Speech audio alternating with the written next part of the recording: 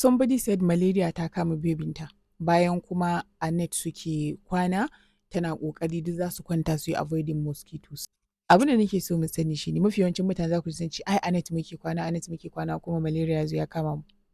Kafin ku shiga net ɗin fa, da magariba ta yi za ku ga sauro ya fara yawo. An da yawan mutane za a bar yara suna zama ba kaya a irin wannan lokacin. Thinking that idan lokacin bacci da an shiga cikin net shikenan sauro ba zai ciji mutum ba. To kafin ku shiga net ɗin sauro zai ciji yaro. Sauro zai cije ka kai ma da kake babba balle yaro da bai da hankalin ma iya koran sauron in case ma ya ji shi ko ya gane shi. So kun ga a nan ne ake ɗaukan malaria kafin a shiga net ɗin. Tare da mata masu ciki su ma za ku ji ana cewa malaria ta kama ta amma ko da yaushe cikin net take kwana ba san ya aka yi malaria ya kama ta ba. Ba san ina ta haɗu da sauro ba. So ba wai sauran cikin net ba kafin ki shiga net ɗin.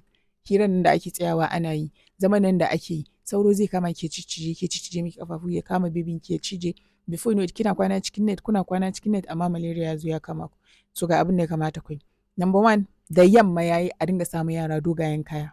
Long sleeve riga, wando dogo da hali a samu su safa ma a rufe musu kafafuwansu.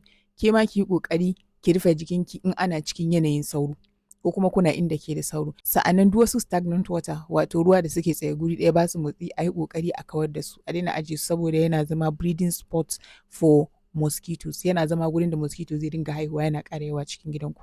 Saboda haka sai a kiyaye. Idan da hali in kuna iyawa kuna da mosquito repellent za a ɗan iya shashafawa saboda tsaro ko kuma in kuna iyawa a dinga yi ana fleeting ɗakuna from time to time saboda a rage population ko kuma in ce a rage yawan mosquitoes ɗin da suke cikin wannan space ɗin. Sa'annan daga ƙarshe idan malaria ta kama mutum aka rubuta mai magani sai ƙoƙari ya sha na adadin kwanakin da aka rubuta mishi in ba ya so malaria nan ya dawo. An ce ka sha na kwana 3 kai ƙoƙari ka sha na kwana 3 ka sha na kwana 1 don ka ji sauƙi ka aje. Allah sa mu dace.